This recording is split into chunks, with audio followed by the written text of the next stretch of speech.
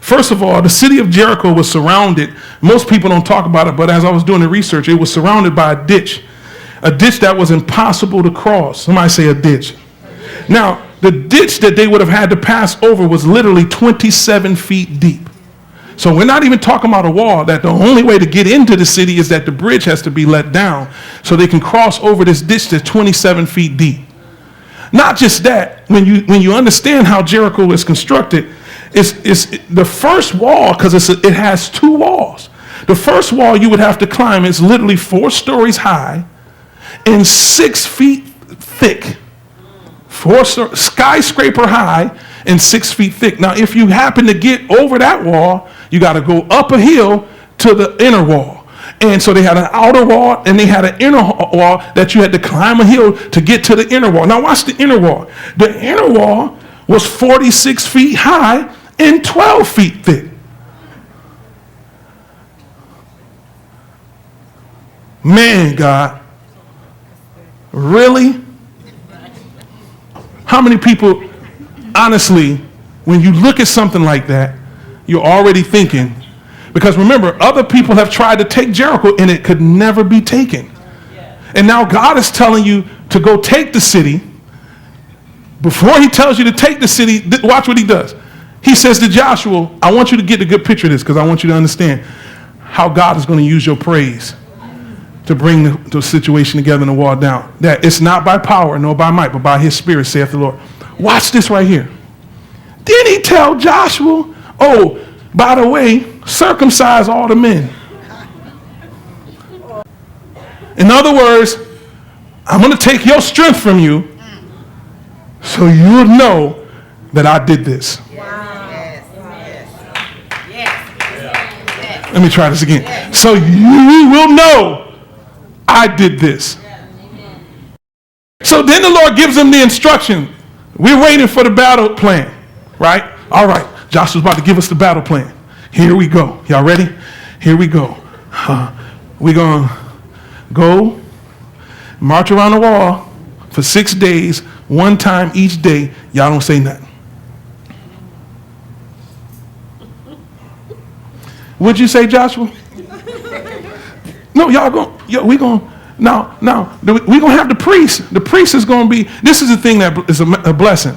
The priests are gonna have trumpets. They're gonna be blowing the trumpets, but y'all ain't gonna say nothing. In other words, he told them in chapter 6, in verse 10. He said, but I don't want you to give the war cry. I want you to be quiet. Here's the thing that's crazy, but I don't mind if the priests blow their trumpet. So the priests for 6 days they blew their trumpet when they went around. But the people couldn't open their mouth and they couldn't release a war cry. Usually, I want you to see this. Usually, this is confusing. Usually, you don't blow trumpets until after the battle is over. But for 6 days, he got them blowing trumpets that should only be blown when the battle is over and not saying anything or making a war cry. In other words, lift up your voice in Zion, blow your voice. In other words, God is saying, if you really understand or believe you have taken it, then for the rest of these 6 days, y'all need to be sending me up praise that you would sing at the end of the battle, knowing that you already won the battle. Are y'all hearing what I'm saying? Are you hearing what I'm saying? And this is confusing to their enemies. Believe me, they were already afraid of them. Now these people walking around the city and they're blowing trumpets like they already won. Lift up your voice like a trumpet in Zion. If you believe that you already won, don't wait till the wall come down. Start praising right now.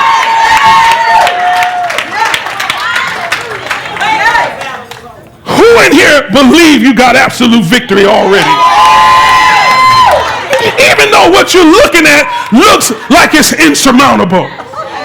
You got a 27-foot ditch, you got an outer wall and an inner wall and a hill to climb, and yet before you take it, you start praising like it's already done.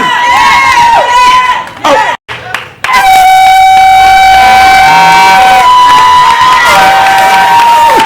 6 days.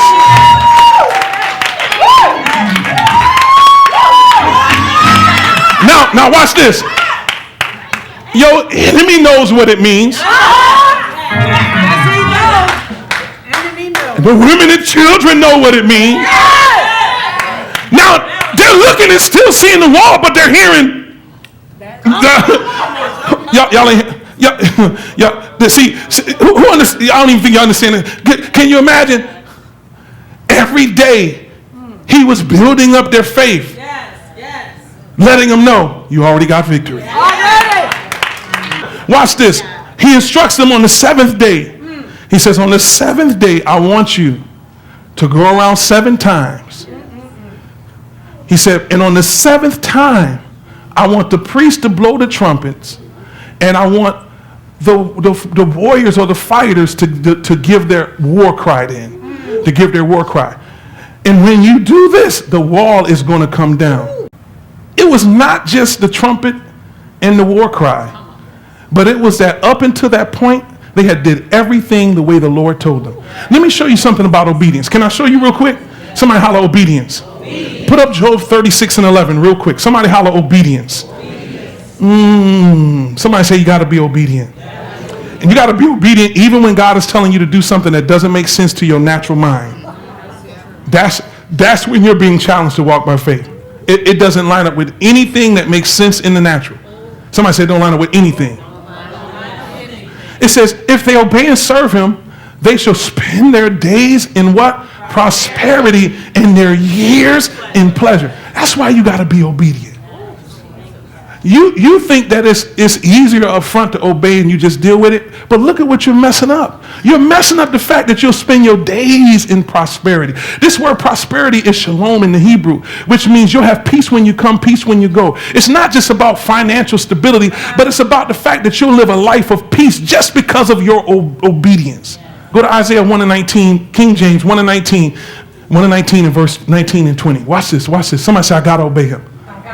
If you be willing and obedient, you shall eat the good of the land. Watch this though, watch this. Here's the problem. But if you refuse and rebel, you shall be devoured with the sword, for the mouth of the Lord has spoken it. Somebody say, I gotta obey God. And I gotta obey God when it don't make, that's when, see, it's easy to do. I always gave my kids this example. If I say to my son, go wash the dishes, right? And he goes and washes the dishes, but he's in there slamming them around and he's all crazy acting in there. How many people know that he didn't do it willingly? Yeah. So you say, well, he was obedient, but he says you got to be willing and obedient. In other words, your attitude has to be right while you're obeying. Yeah. So it's not enough to say, well, I came to church. It's not enough to say, well, I went and spoke to the Lord and did what you told me to do. No, God is saying your attitude has to be right too. Lord, I thank you for the privilege of using me. I thank you because you called me and asked me to do what other people wouldn't do. Lord, I'm going to go do it. Anybody here know what I'm talking about? So it's not just enough to go do it, but your attitude got to be right. Go back to the first one. And if you be willing, if your attitude is right and you obey, you shall eat the good of the land. If you've been trying to figure out why you're stuck and you haven't moved into God's promise, check to see if you've been obeying him. Jesus. Come on, Bishop. The trumpet and the shout worked because of obedience. The trumpet and the shout worked because of what? Obedience. That's the real act of faith. The real act of faith is, I'm going to do what he said, how he said it, when he said. If I do it 2 days later and I want to call it obedience, it's not, because I didn't do it 2 days ago. And I'm talking to anybody. Somebody say, you got to be obedient.